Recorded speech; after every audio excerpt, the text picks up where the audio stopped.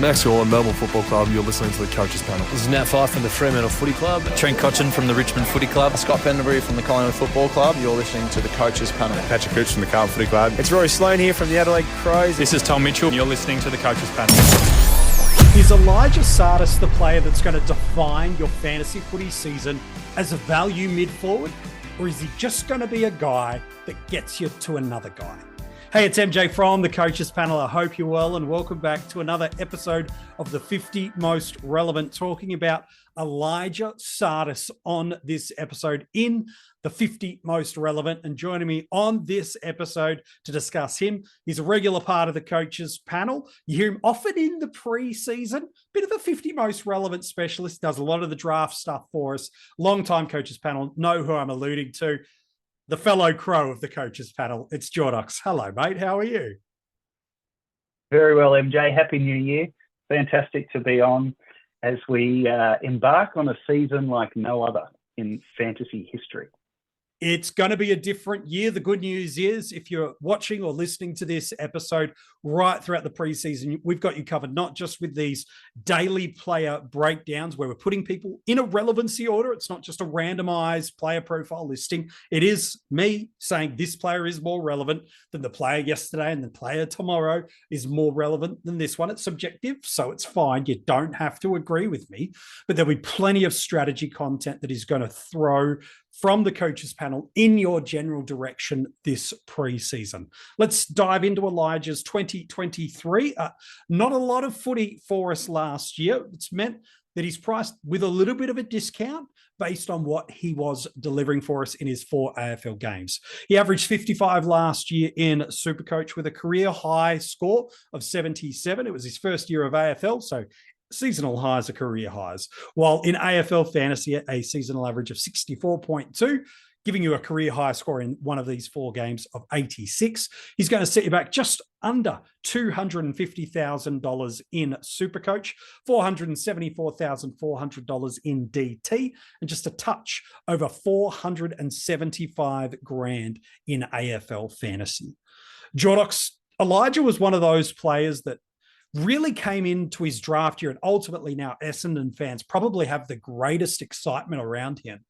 They came into the draft at the end of 2022 with high excitement because although they've got plenty of guys that can roll through the midfield, they probably don't have someone with his kind of skill set that he has. A guy that can win clearances, an incredibly fast footballer, really quick, not just in terms of how he moves the ball by hand and by foot, but literally with the wheels he has. He's got high footy IQ. He's an inside and an outside midfielder by trade.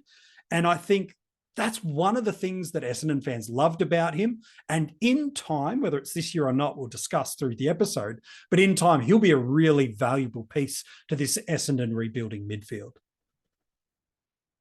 He sure will, and Essendon fans will feel a touch ripped off that he did have that long-term injury so soon after landing at the Bombers. And, you know, for all the fantasy fans, except for Essendon fans, I think we're all hoping that Essendon would just hold off on debuting him, because the fact that he played that handful of games means that now we've got a real question over whether we start him or not. Because if he hadn't, and he was at rookie price, it wouldn't even be a conversation. He'd be in your squad. Yeah, not only that, he'd be much higher in the 50 most relevant. In Supercoach, he's really quite close to it. It's about 50K gap between him and Harley Reid, and they do have the same positional status, so it's close enough in that format, whereas Dream Team and Supercoach, as you've highlighted, those handful of games does mean he's ballooned out in price a little bit. There was that knee injury that Jordix has alluded to that really did stunt his preseason, injured pretty much this sort of time last year.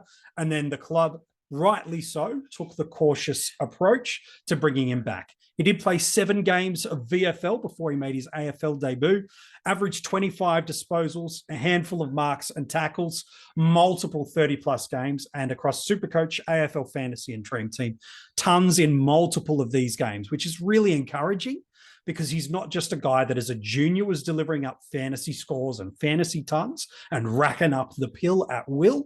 You go through some of those under 18 games, like he is up there with Nick Dacos, Will Ashcroft styles of volume of football. So he knows how to find it. So the positive of seeing 7 games in the VFL, playing against men, him winning clearances, him bursting away, creating separation in the midfield, equally as important, was good to see that. Then the 4 games at AFL level last year, that average of 64 in AF and DT, 55 in Supercoach, no vest affected games, which is really positive. There's a couple of games that was one, he didn't even get a centre bounce. A couple, he's got basically 1 a quarter. But really, Jordix, the thing that's probably got people excited in the fantasy community was that matchup against North Melbourne. While he didn't get a plethora of midfield time, when he did, he showed us that his scoring rate from a fantasy perspective and his impact on the contest can be really high. Yeah, he actually kicked his first goal in the last quarter to put the Bombers in front too. So the kid knows the moments well, that's for sure. In terms of his CBAs and across the 4 games, like you said, it wasn't a huge amount, but this was the game where he had his biggest look at the coalface.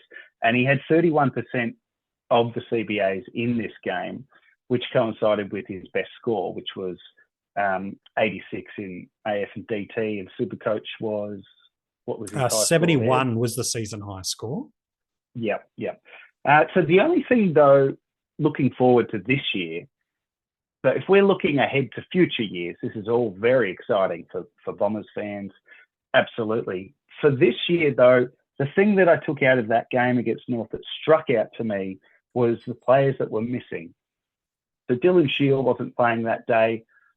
Where he's at, I don't really know if he has another role other than in the midfield for Shield. The other one was Setterfield, and he was quite a popular guy, especially in the fantasy world.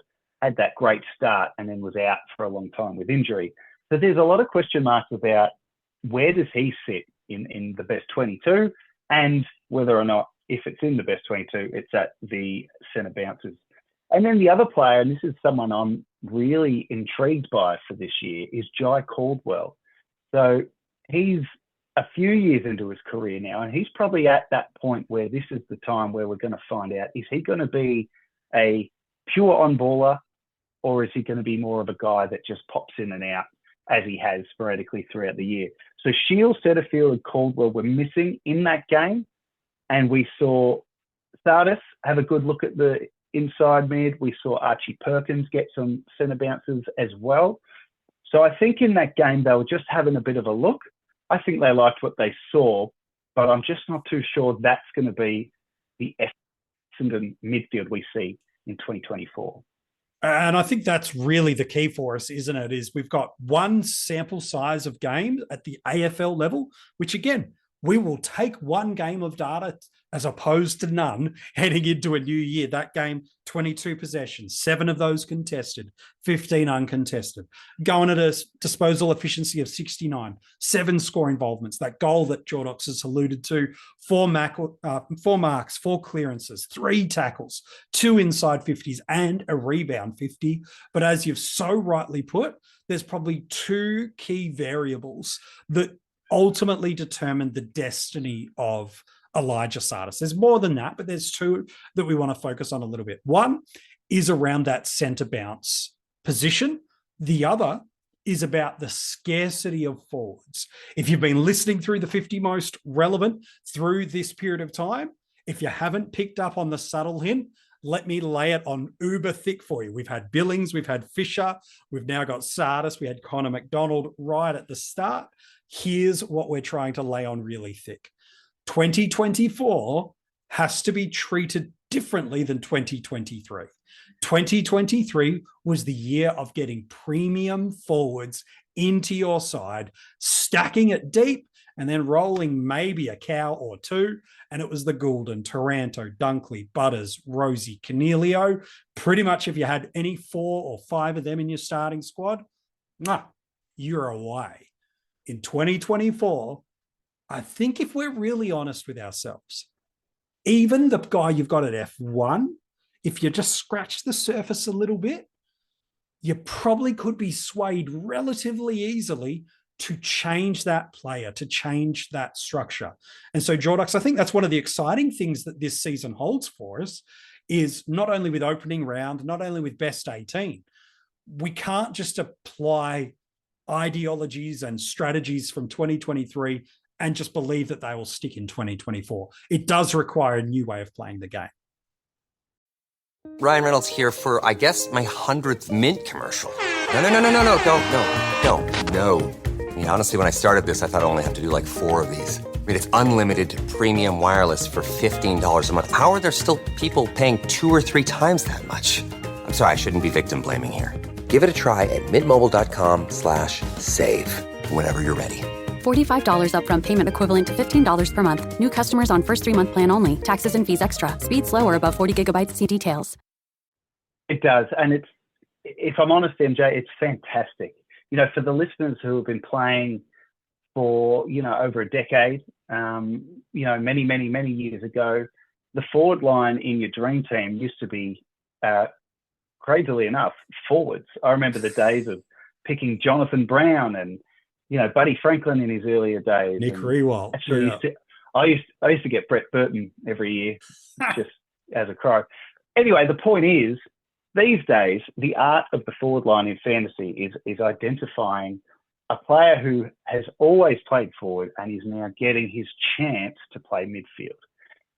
And the ability to, I love the fact that we have the ability to look at players like Tsatas, look at a Connor McDonald, obviously Jack Billings, we know his name well. But this time last year, you just couldn't, because there was no room for them. We were absolutely beyond blessed with the Cornelios and the Gouldens and the Butters and the Rosie. I mean, you rattled them off before. Taranto, it was just ludicrous. So this year, we're back to how it used to be. You have got to find a forward who was a forward who might be playing more midfield, and therefore their fantasy points open up. And that's the beauty of looking at someone like Tsatas. I think it's probably far too early in his career, but this is the exact sort of guy you're going to look for in future years that will have the forward status, be reasonably priced, and then become a midfielder in reality and give you the fantasy scores that we love. And there's no better feeling than when you pick a player from the pack and he explodes, particularly when no one else is onto it. And so I think everyone's got the opportunity to do that this year. There are so many guys that in previous years you would look at and think, well, maybe in draft, because I've got to get the big dogs. No, this is the year to have fun. Yeah, this creates options and pathways and avenues.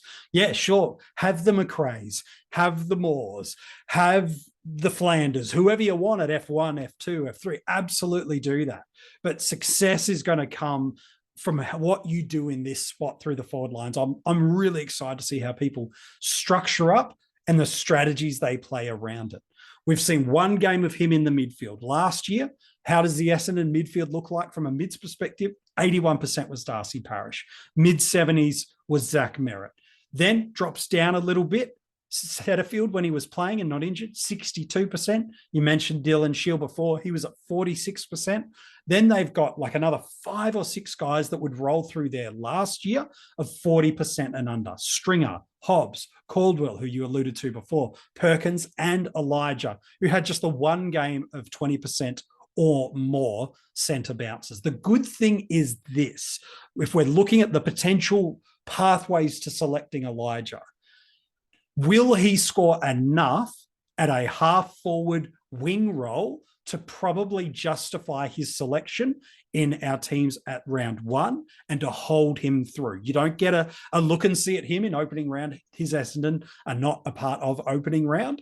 So is he going to score enough in the wing and half-forward? I don't think so.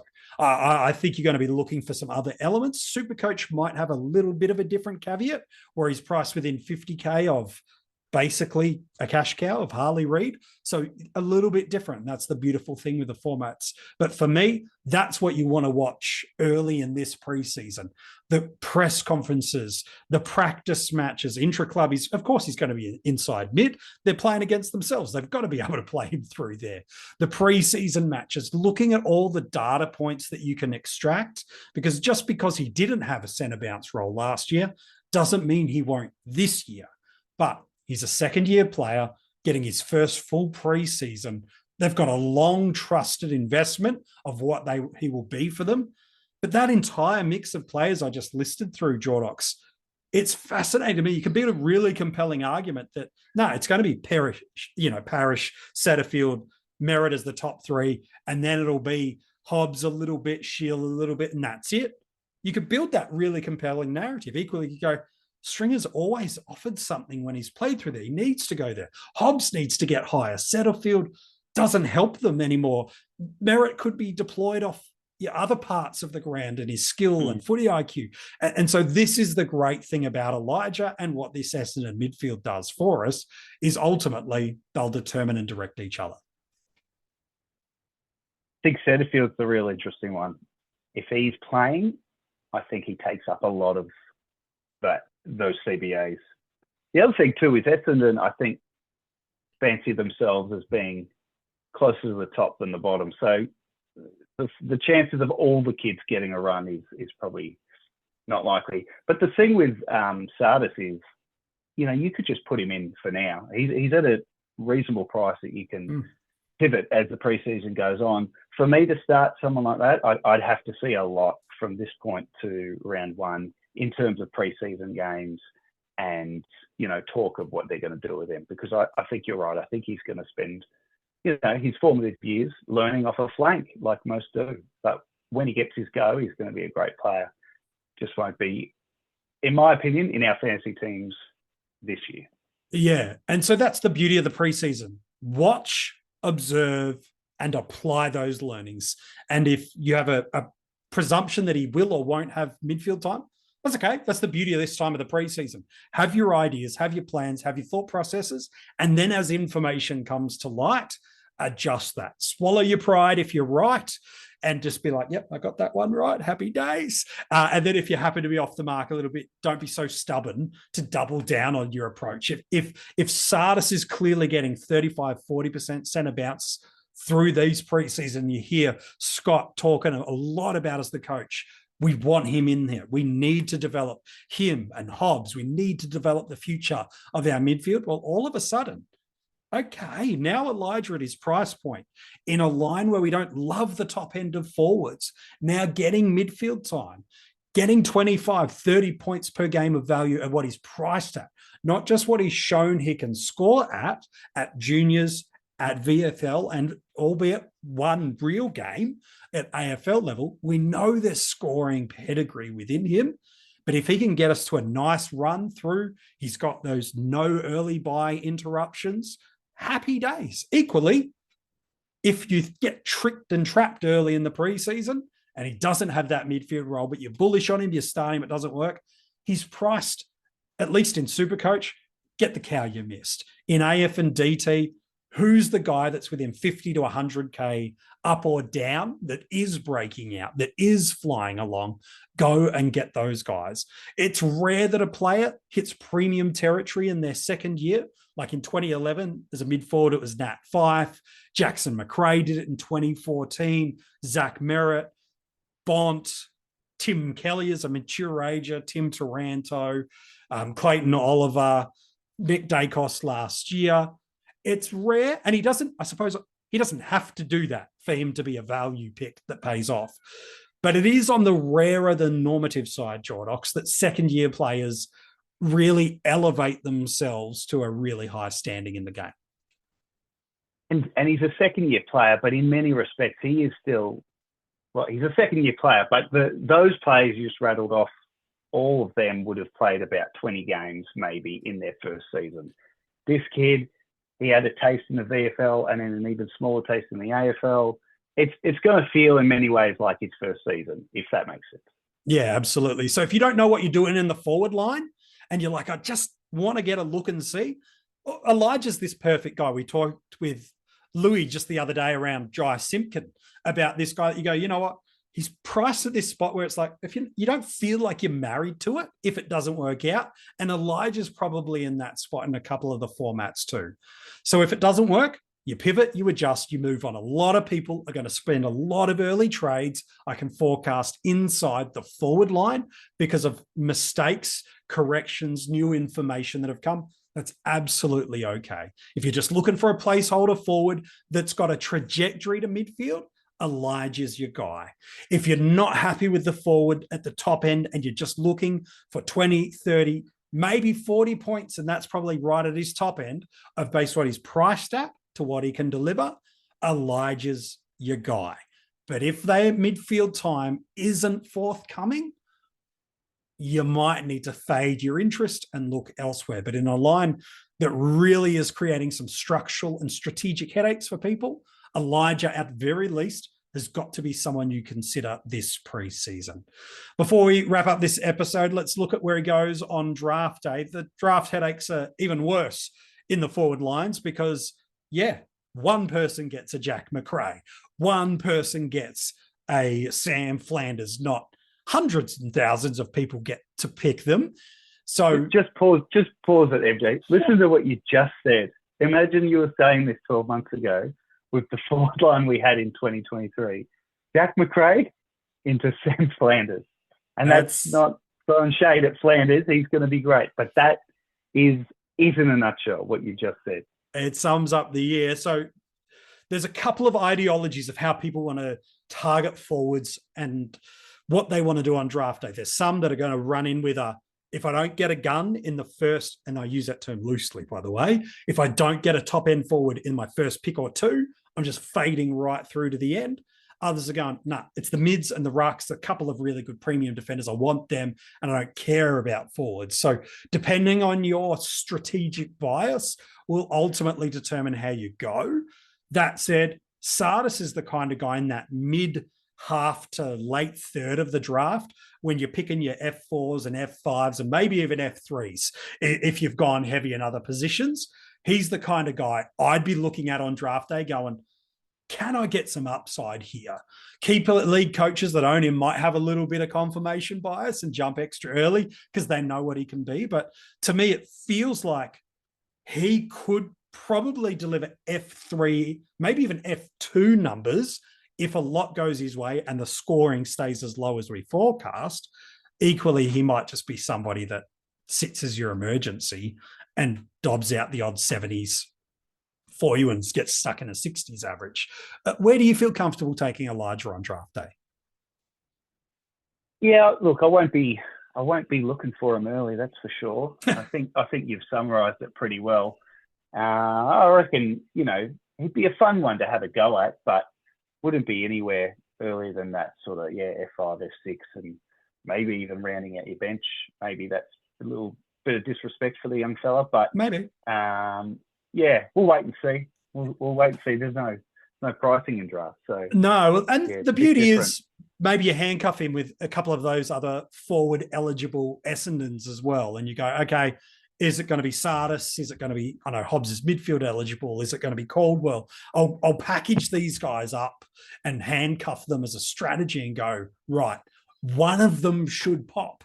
And I'll have the one that does and then farm out the others. So always depends on the timing of draft, how many on field, how many coaches, all of those variables ultimately decide a lot. But for me, keeper leagues, I'd have Elijah really high. I think he's going to be an absolute superstar of the competition for us, whether or not it's in 2024 or not. We will just need a few games and matches of football to be able to tell us. Hey, Jordix, it's been great to have you back on the podcast. Looking forward to having you around in 2024. Looking forward to it, mate. Good to see you. If you want to go and read the article on Elijah, it is available now for you at coachespanel.tv. Every single podcast and video episode we've done of the 50 most relevant is available on whatever platform you're checking this episode out. You can go and get it right there. Make sure you're followed and subscribe to the channel on those platforms so that as soon as new episodes come, you get notified straight to your device. That way you don't have to wait, worry, and think about what's happening next.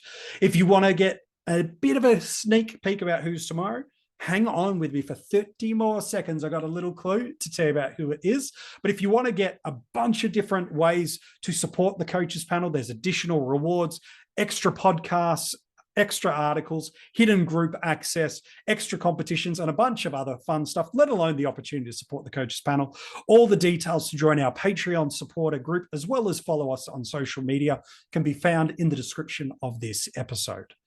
So, who's tomorrow in the 50 most relevant?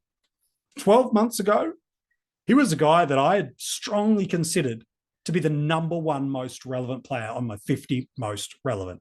I didn't put him there, but he was strongly considered. There were some pretty good reasons for it. All the narrative led to him finally having his opportunity. And you know what? He delivered game upon game upon game upon game for us last year. But entering into a new year, despite how magnificent he was for us last year, I haven't heard anybody mention him. And yet, there were times that this guy was unstoppable and was one of the safest captaincy guys going around. But I haven't seen him in any team reveals. I haven't heard anybody speak about him once. Tomorrow, we will correct that. Find out tomorrow who he is in the 50 most relevant.